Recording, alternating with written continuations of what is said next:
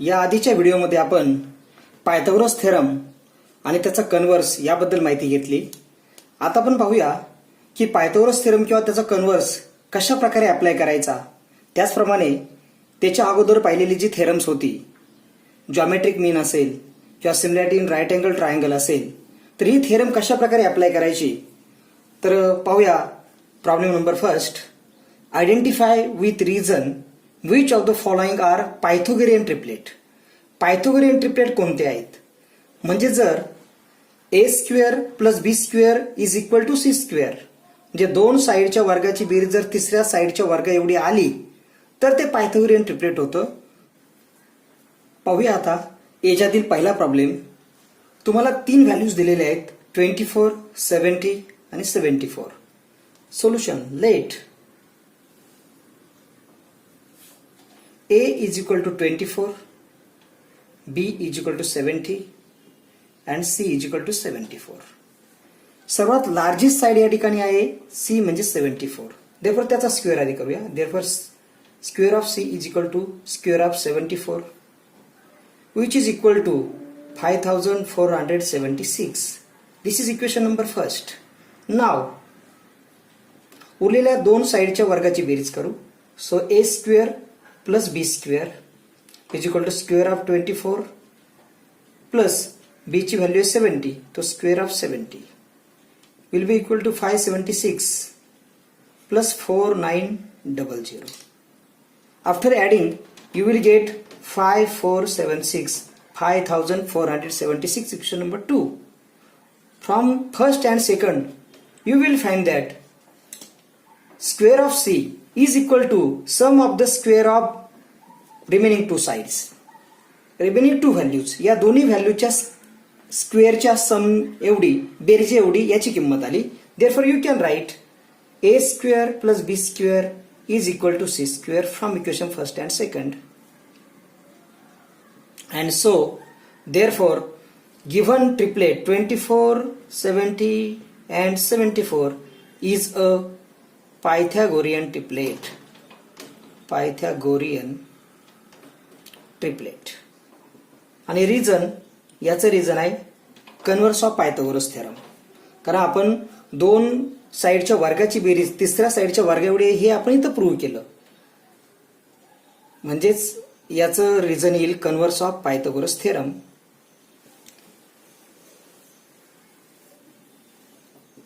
किंवा यातून असाही अर्थ निघेल की हा जो गिव्हन ट्रायंगल आहे की ज्याच्या साइड्स 24, 70 आणि 74 आहे, it is a right angle triangle.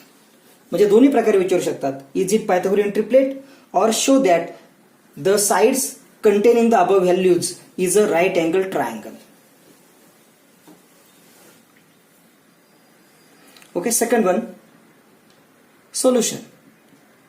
Late values आपण ए मानू. A is equal to 10, B is equal to 24 and C is equal to 27. Therefore largest side is the C. Therefore square of C is equal to square of 27 which is equal to 729. Equation number 1. Now A square plus B square. म्हणजे कधी या ठिकाणी मोठी ही B पण side मोठी होऊ शकते, त्यामुळे इथे B स्क्वेअर घ्यावा लागेल. पण आता ही थर्ड साइड मोठी आहे, त्यामुळे असं तुम्ही कंपॅरिझन करू नका की तुम्ही सर सी स्क्वेअरच का घेता. त्यामुळे हे कंपॅरिझन करू नका. A square plus B square is equal to square of 10 plus square of 24 which is equal to 100 plus 576 which is equal to 766. Equation number 2. From first and second you will get C square is not equal to A square plus B square from equation first and second. Okay. Therefore, it is not 10, 24 and 27 is not a Pythagorean triplet. Pythagorean triplet.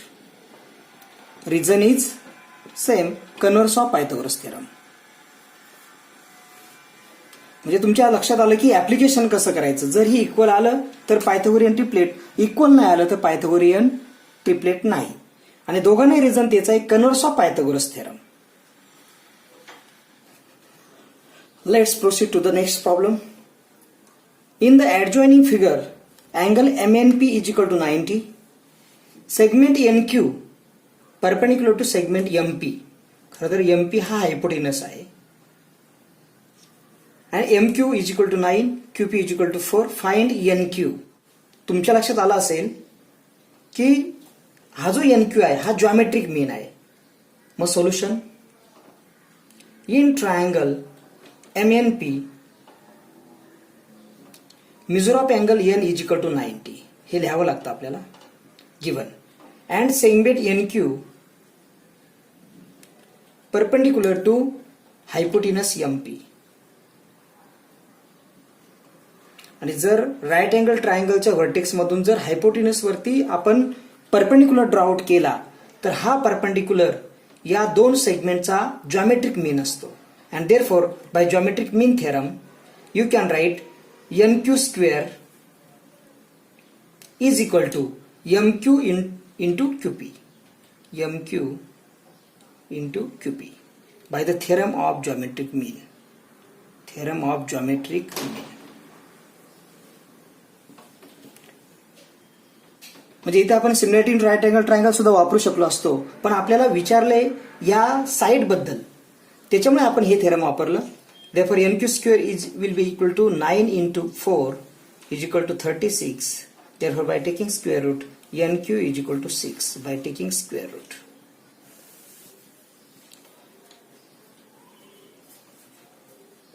म्हणजे याप्रमाणे आपण geometric मीन find out करू शकतो. Problem number 3 पाहूया. In the adjoining figure angle QPR 90, angle P 90. Segment PM perpendicular to segment QR. या ठिकाणी तीच condition दिलेली आहे की हायपोटेनस वरती परपेंडिक्युलर ड्रॉ आउट केलेला आहे. अँड QMR हे 3 पॉइंट कोलिनियर आहेत. PM is equal to 10, QM is equal to 8 and find QR. You have to find QR. हे पण जॉमेट्रिक मीनच्या थेरमनुसार आपल्याला MR काढता येईल. त्यानंतर MR आपण फाइंड आउट केली की QM plus MR is equal to QR.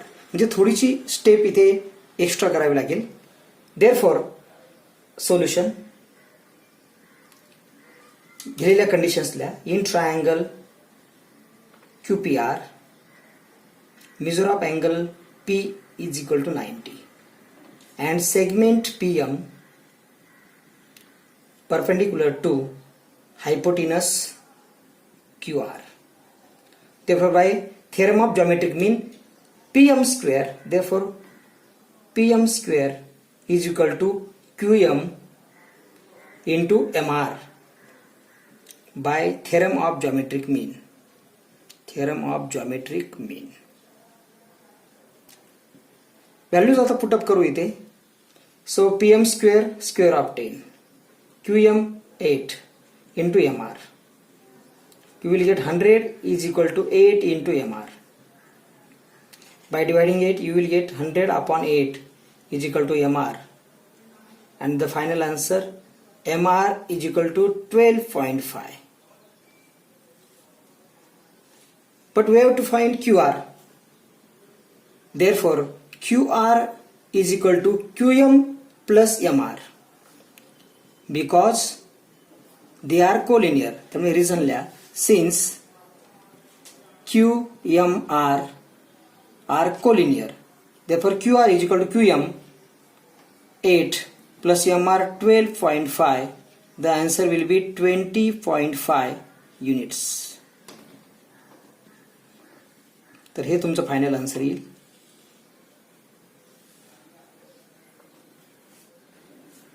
पाहूया आता प्रॉब्लेम नंबर 4. तुम्हाला काही इन्फॉर्मेशन दिलेली आहे पहा. तर अँगल P चं मेजरमेंट दिले 30, अँगल S 90, अँगल R चं मेजरमेंट दिलेलं नाही, अँड SR ची लेंथ आहे ती 6 दिलेली आहे. तर याच्यावरून आपल्याला RP आणि PS यांचे व्हॅल्यू फाइंड आउट करायचे. तर आधी थर्ड अँगल फाइंड आउट करू. Solution in triangle PSR angle P is equal to 30 degree, angle S is equal to 90 degree. Therefore, this angle would be angle R would be 60 degree.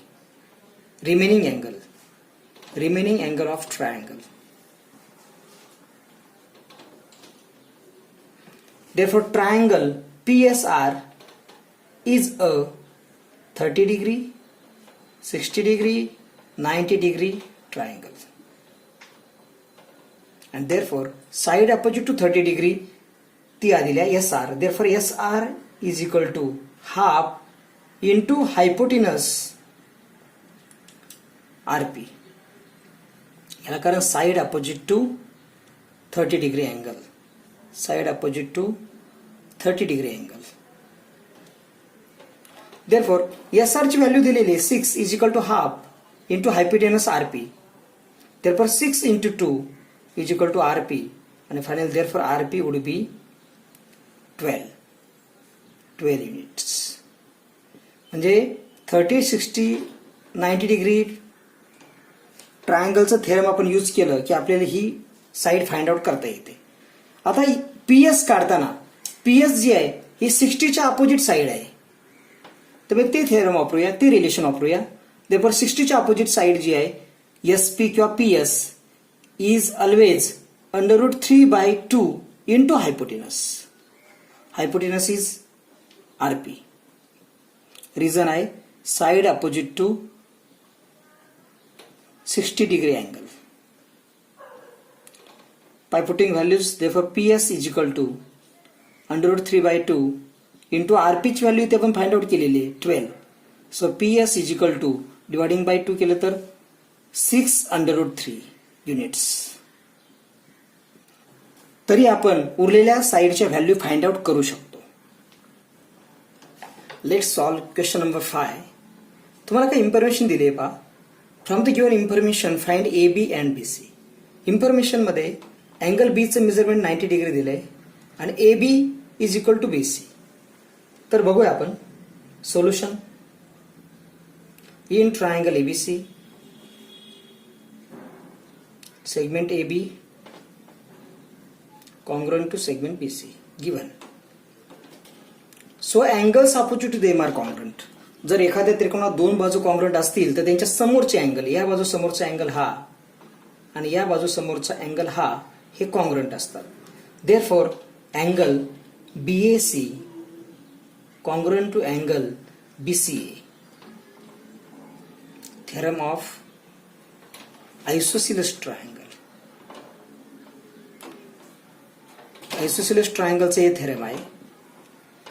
Therefore मग आता आपण या दोन्ही अँगलचं measurement आधी find out करू. Therefore in triangle ABC angle B plus angle A plus angle C is equal to 180. Simplest form मध्ये मी लिहिले. अँगल B चं मेजर आहे 90 degree, angle A let X आणि अँगल C पण X दोन्ही इक्वल आहेत 180 degree. Therefore 2X is equal to 180 minus 90. Therefore X is equal to 90/2. X is equal to 45. म्हणजे याचा अर्थ therefore triangle ABC is a 45 degree 45 degree 90 degree triangle. आणि असं जर ट्रायंगल असेल तर ह्या परपेंडिक्युलर दोन्ही साइड कॉन्ग्रुएंट असतात. Therefore AB is equal to BC. याची व्हॅल्यू येते 1/√2 इंटू हायपोटेनस. इथं हायपोटेनस आहे 90च्या opposite side AC, side opposite to 45 degree angle. Therefore, by putting the values 1/√2 into hypotenuse AC is √8. Therefore, further calculation इकडे करतो is equal to 1/√2 into 4 into 2 is equal to, आता 4 चं square route निघेल तर मी 2 into √2. √2 get cancelled. You will get 2. Therefore, AB is equal to BC is equal to 2 units. म्हणजे याप्रमाणे 45 degree 90 डिग्रीचा आपण थेरम वापरून ही व्हॅल्यू फाइंड आउट केली. आता पाहूया question number 6. Find the side and perimeter of a square whose diagonal is 10 centimetre. म्हणजे तुम्हाला इथे स्क्वेअर दिलेला आहे. स्क्वेअर ड्रॉ आउट करू आधी. This is the given square. स्क्वेअरच्या all the sides of a square are congruent. Naming करू याला ABCD आणि याचा डायगोनल तुम्हाला दिलेला आहे. Okay, 10 centimetre. देअरफॉर म्हणजे साइड फाइंड आउट करण्यासाठी साइड आपण त्याची A मानूया. Let A be the side of given square. आणि साइड आपण फाइंड आउट केली की त्याच्यावरून पेरिमीटर काढता येईल. चारही बाजूंची बेरीज म्हणजे पेरिमीटर. आता इथे तुम्ही पायथागोरस थेरम यूज करू शकता कारण अँगल A चं मेजरमेंट आहे. Measure of angle A is equal to 90. कोणताही अँगल घ्या, अँगल C पण 90 येईल. याला कारण रिझन आहे प्रॉपर्टी ऑफ स्क्वेअर. कारण स्क्वेअर या नावामध्ये सगळ्या प्रॉपर्टी आहेत. Property of square. देअरफॉर हा जो डायगोनल आहे एवढा त्रिकोण जर आपण लक्षात घेतला तर हा हायपोटेनस होऊ शकतो. So in triangle ADB measure of angle A is equal to 90. And therefore, by Pythagoras theorem, you can write AD square plus AB square will be equal to BD square. Pythagoras theorem. म्हणजे या प्रकारच्या problem मध्ये तुम्हाला square आणि triangle मधला काय संबंध आहे तो थोडक्यात एस्टॅब्लिश करता आला पाहिजे. व्हॅल्यू पुटअप करू. So it is A square. ही पण A आपण मानलेली आहे. BD स्क्वेअर 10 चा square. So 2A square is equal to 100. So A square is equal to 100 by 2. Therefore A square is equal to 50. Therefore by taking square root A is equal to under root 50. पुढे आपण simplify केलं तर therefore A is equal to under root 25 into 2 and final answer A is equal to 5 under root 2 centimetre. Unit फार महत्वाचं आहे कारण unit तुम्हाला इथे दिलेलं आहे. आता पेरिमीटर फाइंड आउट करायचं. therefore perimeter is equal to perimeter of square. याला फॉर्म्युला आहे 4 into side 4 into A. therefore 4 into 5 under root 2. फक्त यांचा गुणाकार होईल 20 अंडर रूट 2 आणि पेरिमीटर ही एक लेंथ आहे त्यामुळे सेंटीमीटर. आता हा प्रॉब्लेम आपल्याला आधीचे उदाहरण सोडवलं त्याप्रमाणे सोडवता आला असता की या ट्रायंगल मध्ये दोन जर साइड इक्वल असतील आणि हा अँगल 90 असेल तर हे दोन्ही अँगल इक्वल आले असते आणि या दोघांचं मेजरमेंट 45 आलं असतं. म्हणजे according to 45 degree 90 degree triangle तुम्हाला हे फाइंड आउट करता आलं असतं. म्हणजे दोन्ही पद्धतीने आपल्याला सोडवता येईल.